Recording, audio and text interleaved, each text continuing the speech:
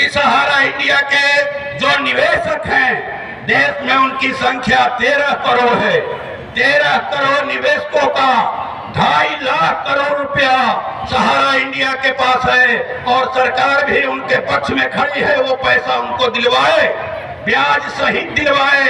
हमारे माननीय वित्त मंत्री सीतारमण जी ने कहा कि हम तो पैसा देना चाहते हैं, लोग पैसा लेना नहीं आ रहे हैं। आप कागज लाइए, पैसा ले जाइए। हमने पोर्टल खोला है।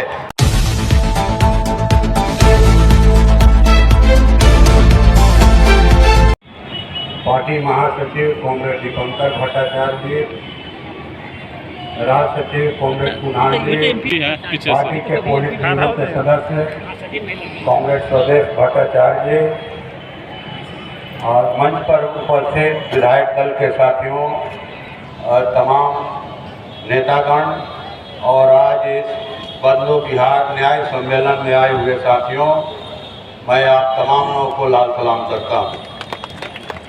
साथियों, इस बार 2024 के लोकसभा चुनाव में बिहार के साथियों ने 2 सदस्यीय संसदीय दल लोकसभा के अंदर भेजा है।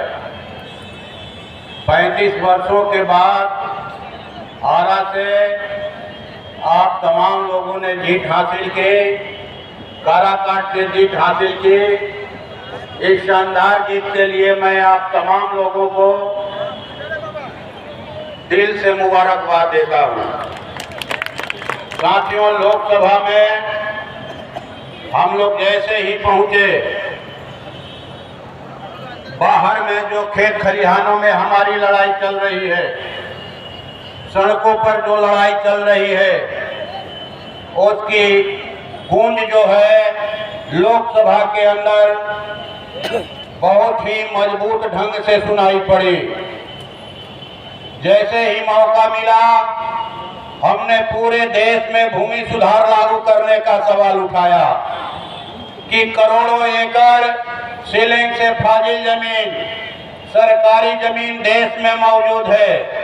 सिर्फ बिहार में 21,85,000 एकड़ सीलिंग से फाजिल जमीन है। आप इस जमीन को भूमि माफियाओं के, भूस्वामियों के, दादा बाबू लोगों के कब्जे से मुक्त कराकर, जो कब्जा उन लोगों ने राइफल बंदूक के बल पर न्यायालयों का सहारा लेकर के कर रखा है, मुक्त कराइए और भूमिहीनों को खेती लायक जमीन और बासगीत जमीन दीजिए। लोग जमीन के अभाव में आहर पोखर के पिंड पर, समुद्र और नदी के किनारे मौत के मुंह में एक चिमकी तान कर एक झोपड़ी लगाकर रहते हैं। हमने देखा पिछले दिनों वायनाड में, केरल में जो समुद्री तूफान आया, 500 से ज्यादा गरीबों की मौत हो गई। हमारे माननीय गृह मंत्री जी ने कहा कि हमने पहले से उनको आगाह किया था कि तूफान आने वाला है, आप जाइए, हट जाइए, जगह छोड़ दीजिए। हम लोगों ने पूछा उनसे कि क्या मोदी जी की सरकार की जिम्मेवारी लोगों को खतरे से आगाह करना है? अगर आपने उनके लिए वैकल्पिक व्यवस्था की होती, कहीं उनको जमीन दिया होता, कहीं उनको मकान बना करके दिया होता, तो आज वो मौत के गाल में नहीं समाते। आपकी जवाबदेही है, आप वैकल्पिक व्यवस्था कीजिए। लोग मजबूरी में जाकर के खतरे के बीच में रहते हैं। लोग किसको शौक है कि गांव घर छोड़कर वो माह मैदान में बसे, वो समुद्र और नदियों के किनारे बसे, काल के गाल में समाने के लिए। हमने ये सवाल उठाया, हमने कहा कि पूरे देश में खेती घाटे में जा रही है और घाटे की खेती का भार देश के बटाईदार किसानों ने अपने कंधे पर उठा करके रखा है। 77% से ज्यादा सिर्फ बिहार में बटाईदारी पर खेती होती है, लेकिन उन बटाईदार किसानों को कोई सरकारी सुविधा नहीं मिलती कृषि की। राज्य और केंद्र सरकारों का हजारों लाखों करोड़ का जो कृषि बजट है, उनको उसका लाभ नहीं मिलता, इसलिए कि उनके पास खेती करने का कोई प्रमाण नहीं है। हमने मांग किया क्या पूरे देश में बटाईदार किसानों का रजिस्ट्रेशन कराइए, उनको पहचान पत्र दीजिए ताकि उन्हें भी फसल क्षति का मुआवजा मिल सके, उनका भी जो अनाज सरकारी रेट पर क्रय केंद्रों पर खरीदा जा सके वो भी बैंकों में अपना केसीसी खोल सके और सब्सिडी वाला उनको भी कृषि यंत्र मिल सके। हमने ये सवाल उठाया देश के खुदरा व्यवसायियों का, फुटपाथी दुकानदारों का, छोटे मझोले दुकानदारों का कि देश की दुकानदारी है, देश का जो खुदरा व्यापार है वह नोटबंदी के समय से ही बेपटरी हो चुका है। कोरोना काल में जो 3 बार लॉकडाउन लगा, दुकानें बंद रही और जो छोटे मझोले व्यवसायी थे, कई लोगों ने कहा, हमने बिहार विधानसभा को भी विषय बनाया, ध्यान आकर्षण लाया था कि आप वैसे व्यापारियों की जिनकी हालत खराब हो गई कोरोना काल में, अपनी बीवी का गहना बंधकी रख करके कर्जा लेकर के किसी तरह से अपने परिवार को जिंदा रखा, और अब हम लोग देख रहे हैं कि एक ऑनलाइन व्यापार आया है। ऑनलाइन व्यापार के कारण उनकी 40% दुकानदारी जो है मारी गई है। अब देहातों के चट्टी बाजारों पर, कस्बों में ग्राहकों की भीड़ नहीं होती। एक महंगाई है, दूसरी उनकी क्रय शक्ति घटी हुई है, और तीसरा ये ऑनलाइन व्यापार आ गया है। हम लोगों ने कहा कि आप देश के खुदरा व्यापारियों की दशा सुधारने के लिए देश में व्यावसायिक आयोग का गठन कीजिए, ये मांग किया हमने मांग किया कि सहारा इंडिया के जो निवेशक हैं, देश में उनकी संख्या 13 करोड़ है। 13 करोड़ निवेशकों का 2.5 लाख करोड़ रुपया सहारा इंडिया के पास है, और सरकार भी उनके पक्ष में खड़ी है। वो पैसा उनको दिलवाए, ब्याज सहित दिलवाए।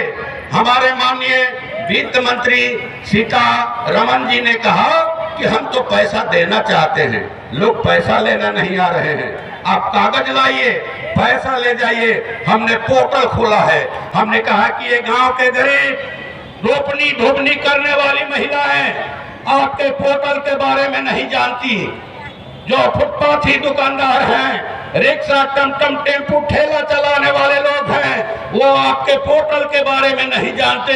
वो अपने उस एजेंट के बारे में जानते हैं गांव कस्बे के, जिनके मार्फत उन्होंने सहारा इंडिया में पैसा दिया है। आप सहारा के जरिए उन एजेंटों के मार्फत आप पैसा दिलवाइए, निवेशकों का पैसा दिलवाइए, ब्याज सहित पैसा दिलवाइए। जिन निवेशकों और एजेंटों की मौत हो गई है उनको 10 लाख का अतिरिक्त मुआवजा दिलवाइए। ये मांग किया हमने कि ये पैसा आसान नहीं है पचाने नहीं दिया जाएगा। गरीबों ने अपना पेट काट करके अपनी बेटी और बहनों की शादी के लिए, बच्चों की पढ़ाई के लिए पैसा जमा किया, और आप पैसा हड़पना चाहते हैं, पैसा आपको देना होगा। हमने ये सवाल उठाया और पूरा देशव्यापी जिस एजेंडे को भी हमने उठाया सबका असर पड़ रहा है। सहारा इंडिया के तमाम राज्यों से एजेंट फोन कर रहे हैं कि बुला रहे हैं कि आइए भाई हमारे यहाँ। तो ये सारे सवाल उठ रहे हैं, सोनहरों के आधुनिकीकरण का सवाल, कदवन जलाशय का सवाल, नदियों से जो कटाव हो रहा है, ठोकर बांध बनाने का सवाल, ये तमाम सवाल, रेलवे का सवाल, शिक्षा का सवाल हम लोगों ने उठाया मजबूती के साथ, और आने वाले दिनों में ये सवाल और मजबूत ढंग से उठाए जाएंगे इंडिया गठबंधन के सांसदों को बुलंद करके। और आने वाला ये जो उपचुनाव है, तरारी विधानसभा से फिर हम लोगों ने कॉमरेड राजू यादव को खड़ा किया है, और सामंती ताकतें जो है बिखियाई हुई है कि 2 बार हार गए, लोकसभा हार गए, और वो तरह तरह का कुप्रचार चला रही है। लेकिन उनको घाटा बताते हुए फिर जो है कॉमरेड राम नरेश राम, मास्टर जगदीश राम ईश्वर यादव, बुटन कमांडर का शहादत का ये शानदार झंडा तरारी विधानसभा में लहराएगा।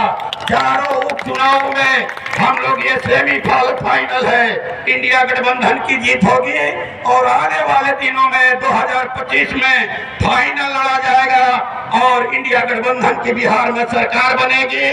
आप लड़ते रहिए, हम लड़ते रहेंगे और जीतते रहेंगे। धन्यवाद।